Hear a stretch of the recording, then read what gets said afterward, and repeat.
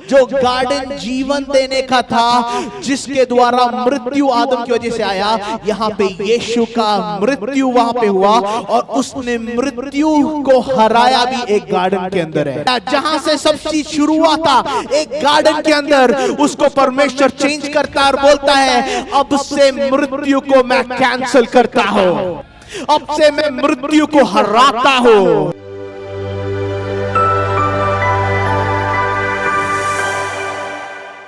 Hallelujah. आज की शाम हम जब यहाँ पे हैं, हम एक सत्य को बार बार डिक्लेयर कर रहे हैं और जो हमारे जीवन का बेस है वो है यीशु मसीह जी उठा। अगर वो व्यक्ति जी नहीं उठता, अगर वो खुदा वापस जी नहीं उठता तो हम यहाँ पे नहीं होते। हमारा ईमान डगमगा जाता, हमारा फेथ का कोई बेस नहीं रहता। क्यों? क्योंकि जो यीशु ने क्रूस पर किया, उसके बाद उसको जैसे पापा बता रहे थे, उसको मारे जाने, गाड़े जाने और जी उठने से जो उसने हमें दिया है, उसने हमारे जीवन को बदल दिया है। हालेलुया।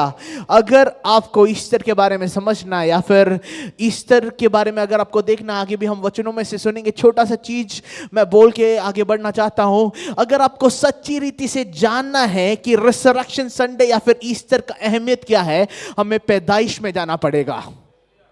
हालेलुया। हमें जानना पड़ेगा क्योंकि बाइबल बताता है वो हमारे पापों के लिए मारा गया। रोमियो की पत्री में बोलता है कि उसको क्रूसित किया गया हमारे पापों के कारण। पैदाइश में जब हम देखते हैं, हम एक कहानी को देखते हैं। हम सब लोग जानते हैं वो कहानी की परमेश्वर पैदाइश एक बगीचे से शुरू करता है।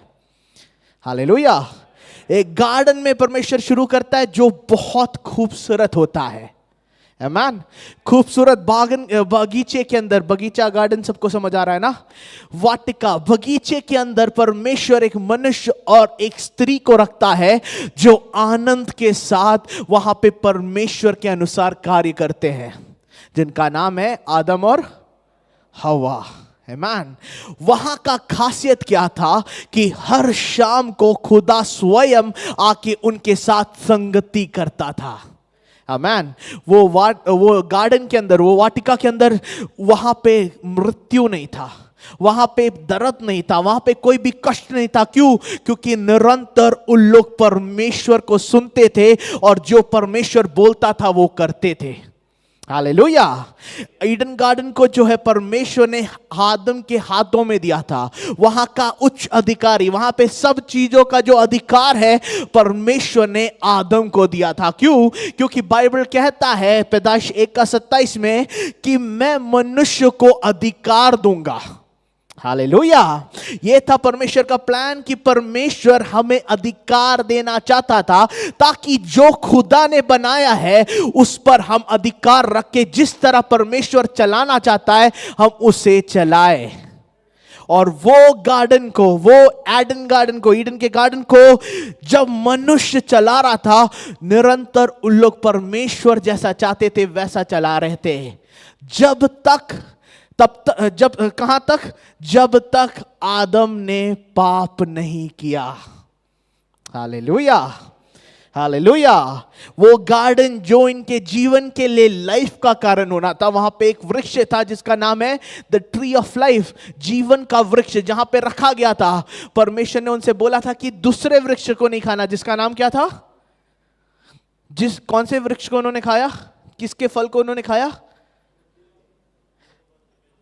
The tree of good and evil, the knowledge of good and evil, tree of knowledge से उन्होंने खाया। परंतु परमेश्वर चाहता था कि इन लोग जीवन को हासिल करें। हालेलुया। परंतु क्योंकि इन्होंने डिसोबे किया, उसके वजह से पाप आया। और रोमियो बताता है पाप की मजदूरी मृत्यु है। हालेलुया। और पाप की वजह से मृत्यु आया। जो गार्डन में नहीं होना था वो होने लगा। परंतु हमारा खुदा दयालु है, हमारा खुदा करुणा से भरा है। हालेलुया। इसीलिए परमेश्वर ने हमें छोड़ा नहीं, उसने एक बैकअप प्लान बनाया था ताकि वो हमें बचा सके। उसने एक प्लान बनाया था कि वो मानव जाति को छुड़ा सके। उसके लिए उसने अपने बेस्ट मास्टरपीस यीशु को भेजा। और मुझे ये बहुत अच्छा लगता है कि यूहन्ना की पत्री में जब हम देखते हैं, हम इस तरह देख सकते हैं कि जब यीशु को क्रूसित किया गया, मेरे साथ निकालना, जॉन 19 निकालना, जॉन 19 का 41।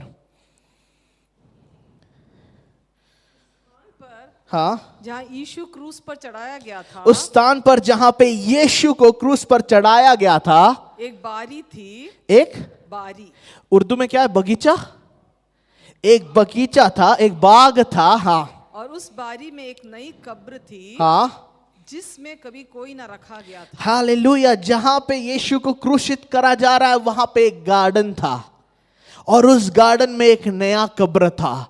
मैं जानता हूं बाइबल में कुछ भी कोइंसिडेंस से नहीं होता, संजोग से कुछ नहीं होता। हर एक चीज प्रॉपर मास्टरमाइंड, परमेश्वर का मास्टर प्लान रहता है। हालेलुया। जब आदम, जिसको एक माली की तरह परमेश्वर ने आदम के वाटिका में रखा था, उसको राज्य करने के लिए, उसके गलतियों के कारण, उसके पाप के कारण, जब मृत्यु इस बगीचे के अंदर से दुनिया में आया, परमेश्वर यीशु मसीह का मृत्यु बे क्रूस के अंदर हुआ, जो एक गार्डन के सामने था। हालेलुया। जो गार्डन जीवन देने का था, जिसके द्वारा मृत्यु आदम की वजह से आया, यहां पे यीशु का मृत्यु वहां पे हुआ, और उसने मृत्यु को हराया भी एक गार्डन के अंदर है। Hallelujah, hallelujah. उसका मतलब है कि जो ईदन में आदम नहीं कर पाया, वो रिसरेक्शन के गार्डन में यीशु ने हासिल किया है। Hallelujah, hallelujah. उसने एक गार्डन के अंदर मृत्यु को हराया, जहां से सब चीज शुरू हुआ था। एक गार्डन के अंदर उसको परमेश्वर चेंज करता है और बोलता है, अब से मृत्यु को मैं कैंसिल करता हूं, अब से मैं मृत्यु को हराता हूं। और मुझे यह बहुत अच्छा लगता है कि आगे पौलुस कहता है कि जिस आत्मा के द्वारा मसीह यीशु मरे हुए में से जी उठाया, वो आत्मा तुम्हारे अंदर भी कार्य करता है। अगर ऐसा है तो वही आत्मा परमेश्वर ने हमारे लिए अवेलेबल किया है, वही आत्मा परमेश्वर ने हमारे लिए दिया है, ताकि जिस तरह हर एक चीज जो हमारे जीवन में जीवित होना था, जो आदम के वजह से मारा गया, मसीह ने उसे वापस जी उठाया है। Hallelujah, hallelujah. उसके बाद जब हम देखते हैं, मेरी मगदलीन वहां पे आती है, और सबसे पहले उसको लगता है कि यीशु कौन है? एक माली है। She sees him as a gardener. वो एक गार्डनर की तरह देखती है। और मैं नहीं समझता एक कोइंसिडेंस है, मैं जानता हूं, क्योंकि आदम को परमेश्वर ने एक गार्डनर की तरह बनाया था, जिसको गार्डन की रखवाली रखने की जरूरत थी। परंतु पहला आदम जो नहीं कर पाया, आखिरी आदम ने उसको पूरा किया। हालेलुया, आखिरी आदम ने उसको पूरा किया। इसीलिए बाइबल बताती है, जहां से जो पहला आदम था, उसने जो पूरा नहीं किया, वो आखिरी आदम ने आके पूरा किया। इसीलिए जब हम उस आखिरी आदम पर विश्वास करते हैं, उसके द्वारा हमारे जीवन में जो आना है, हम प्राप्त कर सकते हैं।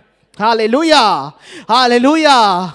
आमेन। जिस एक वृक्ष के द्वारा, एक पेड़ के द्वारा जब पाप दुनिया में आया, आखिरी एक पेड़ काल्वरी के द्वारा पाप को परमेश्वर ने नाश किया है।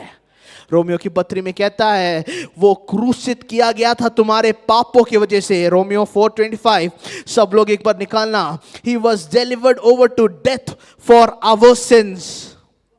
अपराधों के लिए पकड़वाया गया, वो हमारे अपराधों के लिए पकड़ाया गया, और हमारे धर्मी ठहरने के नहीं, लिए। वो हमारे, उर्दू में क्या लिखा है, इंग्लिश में कहता है कि ही वॉज क्रूसिफाइड, उससे क्रूसित किया गया। ही वॉज डिलीवर्ड, उससे पकड़ाया गया, उसके बाद मारा गया हमारे पापों के लिए। उसे सूली में चढ़ाया गया ताकि वो हमारे पापों के साथ मारा जा सके। उसके बाद और हमारे धर्मी ठहरने के लिए, और हमारे धर्मी ठहरने के लिए जिलाया भी गया, उससे जिलाया भी गया। Hallelujah, hallelujah. परमेश्वर ने हमें बस पापों से नहीं निकाला है, परमेश्वर ने हमारी एक नई पहचान दी है कि हम एक रास्तबाज है।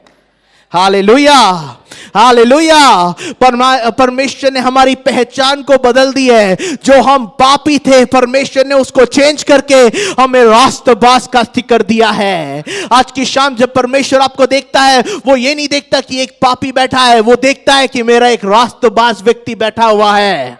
Hallelujah, hallelujah. उसका मतलब है कि हम परमेश्वर के सामने खड़े हो सकते हैं एक प्योर कॉन्शियस के साथ, एक पूरे दिल के साथ कि मेरा खुदा ने मुझे हर एक पापों से माफ किया है। मैं यहां पे पूरा एक शुद्ध व्यक्ति की खड़ा हूं, मेरा पहचान बदल दिया गया है, मैं मसीह में एक नई सृष्टि हूं। हालेलुया, हमारी पहचान को परमेश्वर ने बदला है। यहां पे बाइबल कहता है कि जब मसीह जी उठा उसने हमारी आइडेंटिटी को बदला। हम कौन है? हम परमेश्वर के रास्तबाज हैं। आमीन, हालेलुया। हमें परमेश्वर ने रास्तबाज करके ठहराया है। इसीलिए जो रिसरेक्शन है, जो जी उठना है, वो बहुत ज्यादा इंपॉर्टेंट है। क्यों? क्योंकि वही उसी पर विश्वास करने के द्वारा हमें रास्तबाजी हासिल होता है। Hallelujah, hallelujah. जब हम ईस्टर के स्टोरी को देखते हैं, हम जानते हैं, पहले भी हम पढ़ रहे थे कि जब यीशु मसीह जी उठा, बहुत सारे लोगों ने उसे देखा। हालेलुया, बहुत सारे लोगों ने देखा, बहुत सारे। सबसे पहला मेरी मगदलीन जब गई, उसने देखा कि पत्थर हटा दिया गया था, है ना?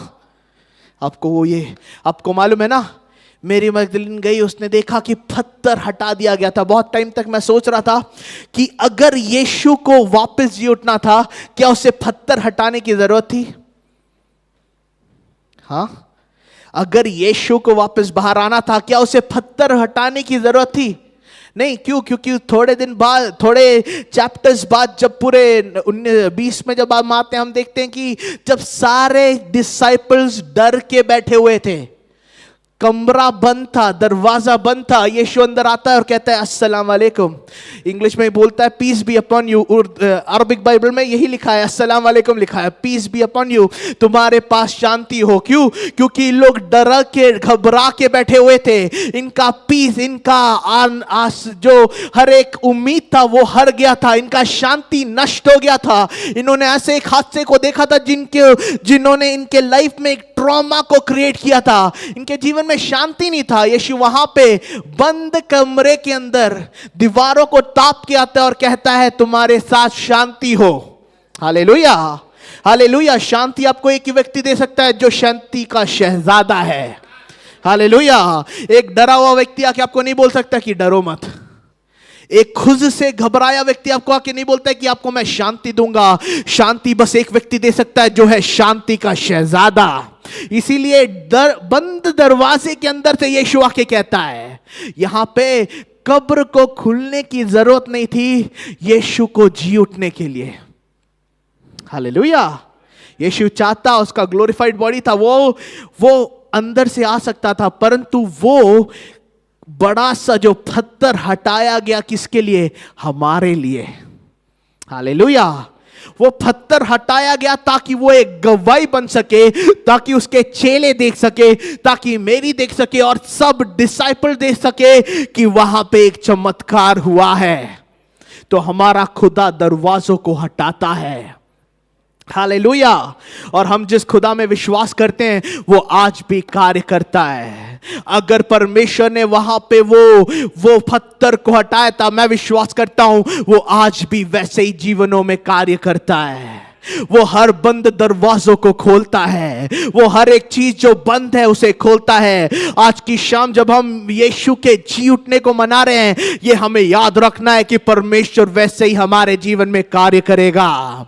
जो चीजें हमारे जीवन में हमें लग रही है मर रही है या फिर खत्म हो रहा है, आप उसको घोषणा करो, आप उस पर डिक्लेयर करो कि इसमें जीवन आ रहा है। जो भी अवस्थाओं के अंदर से आप जा रहे हो सकता है आपका फाइनेंस हो सकता है आपका जो प्लान हो सकता है जो आपको करना था आपके मन में बहुत टाइम से है परंतु वो हो नहीं पा रहा, उस चीजों के ऊपर अपने लाइफ को घोषणा करो। आप कहो जैसे मसीह मृत्यु में से जी उठा वो हमारे जीवनों में भी कार्य करेगा। Hallelujah, hallelujah. वही खुदा हमारे लिए काफी है। आमीन। उसने हमें पापों से छुड़ाया और हमें परमेश्वर ने एक रास्तबाज करके ठहराया है। हालेलुया। अगर ऐसा है तो हमें उससे पूरी ओर से अपने आप को देना है। आमीन। हालेलुया। ये एक बहुत ज्यादा खुशखबरी है। ये इतना बड़ा चीज है जो हम अपने आप में उसे संभाल के नहीं रख सकते। ये खुशखबरी को हमें बांटना है। Hallelujah, hallelujah. मैं विश्वास करता हूं इन दिनों में आपके हर एक चीजों के अंदर ये लाइफ दिखने पाए। मैं विश्वास करता हूं, मैं भी अपने आप को बोलता हूं कि हर एक चीजों के ऊपर यीशु का लाइफ दिखने पाए। लोग देख के पहचानने पाए कि ये व्यक्ति को मानता है जिसका खुदा जिंदा है। वो हर एक रीति से आपके जीवन में कार्यों को करने पाए। हमारी कलीसिया एक ऐसी कलीसिया जो बेदारी में विश्वास करती है। हम जानते हैं हमारा खुदा जिंदा है और वो हमारे बीच में से कार्य कर रहा है। Hallelujah, hallelujah. वो जो कर रहा है उसके लिए हम परमेश्वर का धन्यवाद करते हैं।